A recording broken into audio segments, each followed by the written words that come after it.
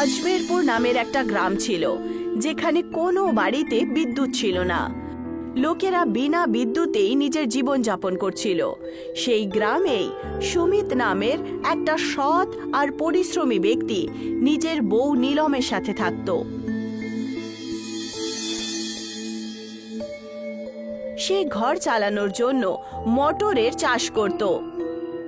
সবার গ্রামেই বিদ্যুৎ থাকে, একটা আমাদেরই গ্রাম রয়েছে যেখানে বাল্বও জ্বলতে পারে না। খুব সুন্দর কথা বলেছো গিন্নি। আমরা অনেকবার সরকারকে এই বিষয়ে চিঠি পাঠিয়েছি, কিন্তু কখনো সেই পত্রের কোনো উত্তর আসেনি বটে। সেই জন্য আজকে প্রধানমশাই গ্রামে একটা পঞ্চায়েত ডেকেছেন। তো সুমিত আর গ্রামের সমস্ত লোকেরা প্রধানের বৈঠকে আসেন, আর প্রধানের সমস্যায় চর্চা শুরু হয়। যেমনটা কি তোমরা সবাই এটা জানো যে আমাদের গ্রামে বিদ্যুতের এই সমস্যার যে চিঠি পাঠিয়েছি তার কোনো উত্তর আজ অব্দি আসেনি। তাই যদি তোমাদের কাছে এই সমস্যার কোনো সমাধান থাকে তাহলে বলো দেখি। আমার কাছে একটা সমাধান আছে বটে।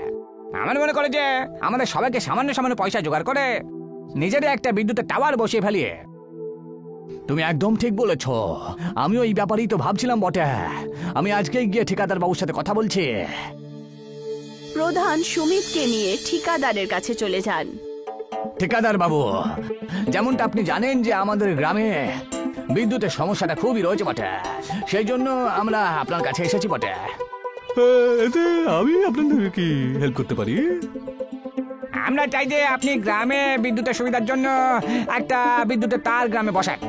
আচ্ছা, সেটা তো আমি তৈরি করে দেবো, কিন্তু সব পয়সা কিন্তু আমার কাজ শুরু হওয়ার আগেই তোমাদেরকে দিতে হবে। দেখুন, আমাদের কাছে এত পয়সা তো নেই বটে, কিন্তু আপনাকে আমরা সামান্য কিছু পয়সা এখন দিয়ে আস্তে আস্তে পরে পয়সা দিয়ে সব মিটিয়ে দেবো, কথা দিলাম। না না, এটা চলবে না। আমি কাজ তখনই করবো যখন আপনারা সব পয়সা আমাকে ফেরত দেবেন। না হলে যাও, তোমরা অন্ধকারে গিয়ে থাকো। দেখুন, দয়া করে আমাদেরকে সাহায্য করুন। আপনি তো একবার গ্রামের ব্যাপারে ভাবুন। না না, এইসব পারবো না, বেরিয়ে যাও। ওই গ্রামের ব্যাপারে আমরা কেন ভাবতে যাবো? যাও এখান থেকে, যাও যাও যাও। কে জানে কোত্থেকে সব চলে আসে। দূর বাবা, যখন পয়সা হবে তখন চলে এসো। আর এখন অন্ধকারেই থাকো, বুঝলে? যেমন এতদিন ধরে কাটাচ্ছিলে তোমরা। এটা শুনে সুমিত আর প্রধান বাবুর খুব দুঃখ হয়। তাহলে এখন আমরা কি করবো প্রধান মশাই? এখন আমাদের কাছে আর কোনো রাস্তা নেই বটে সুমিত, শুধুমাত্র চিঠিটাকে পাঠানো ছাড়া, বুঝেছ? সুমিত আর প্রধান নিরাশ হয়ে নিজের নিজের বাড়িতে চলে যান। যখন সুমিত বাড়িতে পৌঁছায় তখন তার স্ত্রী নীলম তাকে বলে ওঠে, কি হয়েছে গো, তোমার মুখ কেন উদাস? কিছু না গিন্নি, এই গ্রামের বিদ্যুতের ব্যাপারটা নিয়ে একটু চিন্তায় রয়েছে আর কি। চিন্তা করলে কোনো মুশকিলের সমাধান পাওয়া যায় নাকি? ঈশ্বরের উপরে ভরসা রাখুন, উনি নিশ্চয়ই আমাদের সাহায্য করবেন। তুমি ঠিক কথাই বলেছ, আমাদের চিন্তা করে লাভ নেই। চলো আমি যাই তাহলে এখন, আমার জমিটা গিয়ে ভালো করে চাষবাস করি, না হলে আসার সময় কিছুই দেখতে পাবো না বটে। এইটুকু বলে সুমিত তার ক্ষেতে চলে যায়। যেই মাত্র সে নিজের ক্ষেতে চাষ শুরু করে দেয়, সেই মাত্র ওখানে একজন স্ত্রী প্রকট হয়ে তার কাছে চলে আসে আর বলে, আমি জানি যে তুমি চিন্তিত কেন। গ্রামে বিদ্যুৎ না হওয়ার কারণে তুমি চিন্তিত, তাই তো? আপনি কে বলুন তো, আর করতে গেলেন? আমি লুকিয়ে থাকা গ্রাম থেকে এসেছি, যেটা সমস্ত লোকেদের থেকে লুকিয়ে থাকে। আমি তোমার কিছু সাহায্য করতে পারি, যার কারণে তোমার গ্রামে বিদ্যুতের সমস্যা দূর হয়ে যাবে। আচ্ছা তাই নাকি? এটা হবে নাকি? হ্যাঁ, কেন নয়। সেই স্ত্রী নিজের পুটলি থেকে কিছু মটরের দানা সুমিতকে দিয়ে দেয় আর বলে, এটা দিয়ে তোমার ক্ষেতে পুঁতে দিও। এটা সাধারণ মটরের দানা নয়, কিন্তু এটা আমাদের গ্রাম যেটা লুকিয়ে থাকা পাহাড়ের নিচে, ওখান থেকে জমা করে এনেছি। এটা তোমার সাহায্য করবে। এইটুকু বলে সেই স্ত্রী গায়েব হয়ে যায়, আর সুমিত সেই মটরের দানা ক্ষেতে পুঁতে দেয়। আর যেই মাত্র পরের দিন হয়, তক্ষুনি সেই ক্ষেতে বড় বড় মটরের চাষ হয়ে যায়। আর যেই মাত্র সুমিত মটর খুলে দেখে, সেই মটরের দানা বাল্বের মতো জ্বলতে শুরু করে। এই সমস্ত জিনিস দেখে সুমিত প্রধান বাবুকে ডেকে সমস্ত কথা বলে দেয়। এই প্রধান মশাই, এই দেখুন আমার মটরের জমিতে যে মটরগুলো ফলেছে না, সেই মটরগুলো ঝলমল করছে যে। চমৎকার বাবা, একটা কাজ করা যাক, এগুলোকে বাড়িতে লাগিয়ে দেখি আমরা। সুমিত চমকানো মটর বাল্বের মতো প্রধানের বাড়িতে লাগিয়ে দেয়, আর পুরো গ্রামে আলোকিত হয়ে ওঠে। এ তো অদ্ভুত হয়ে গেল গো, অবাক করে দিল। এখন আমাদের গ্রামে বিদ্যুতের আর কোনো অভাব থাকবে না।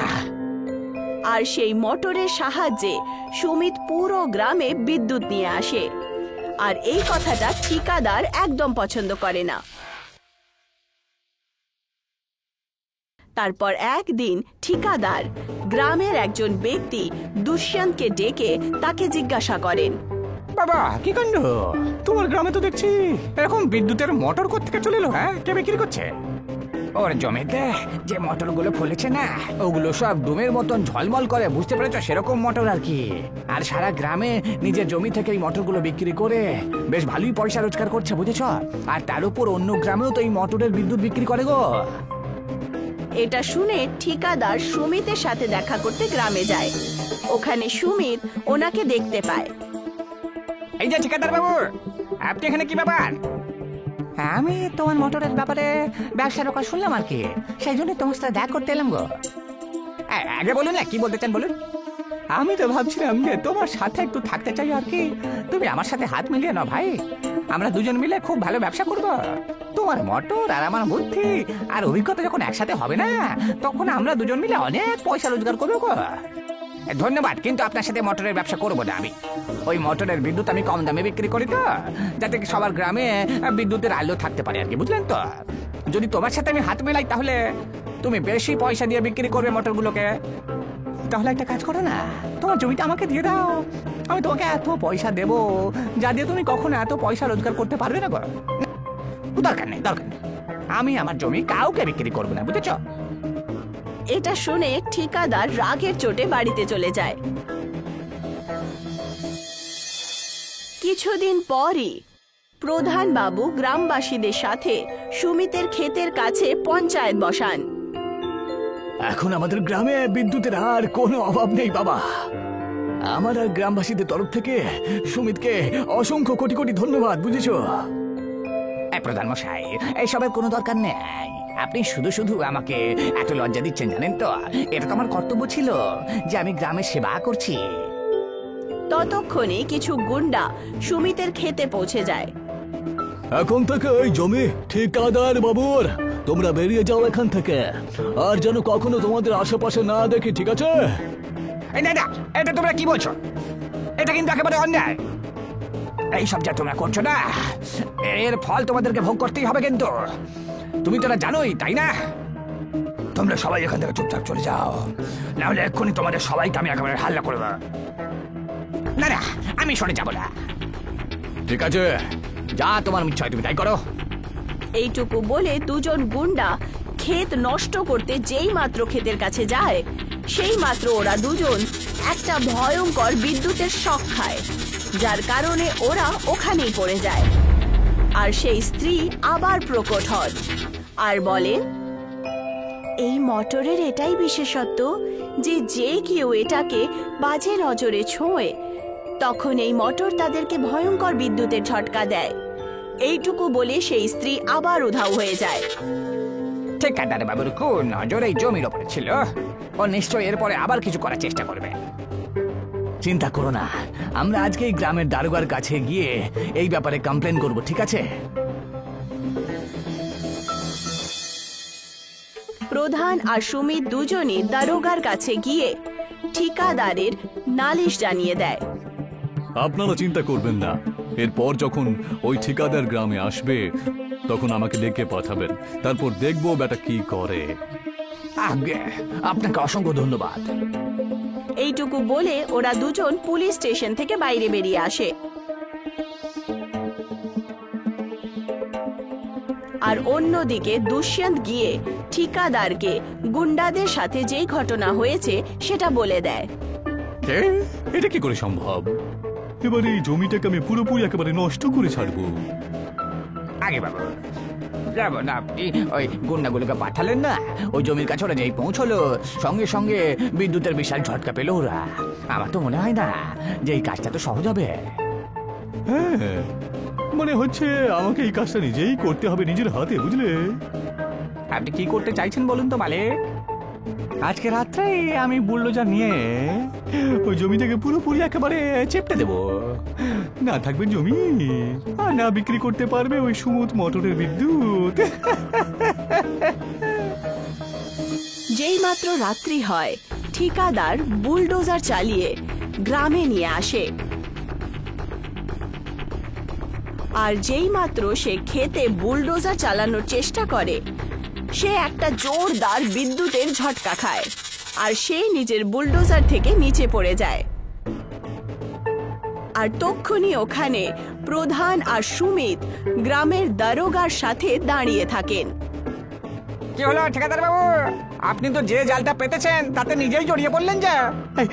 আরে, তুমি কি করে জানতে পারলে যে আমি আজকে রাত্রে এখানে আসতে চলেছি? হ্যাঁ, যখন তোমার গুন্ডারা জমিকে ক্ষতি করার জন্য এখানে এসেছিল, তখনই আমরা বুঝতে পেরেছিলাম যে কেউ না কেউ আমাদের কথা তোমার কাছে ঠিক পৌঁছে দেবে। প্রধানমশাই, মনে হচ্ছে কিছু একটা গন্ডগোল রয়েছে। কেউ রয়েছে যে সব কথা ঠিকাদার বাবুর কাছে গিয়ে বলে দিচ্ছে। হ্যাঁ, গ্রামের লোকেরাও তাই বলছে বটে, যে বেটা দুশ্যান নাকি ঠিকাদার বাবুর বাড়িতে আসা যাওয়া করে। প্রধান আর সুমিত দুজনই দুষ্যন্তের পিছু নিয়ে নেয় আর তাকে ঠিকাদারের বাড়িতে যেতে দেখে ফেলে।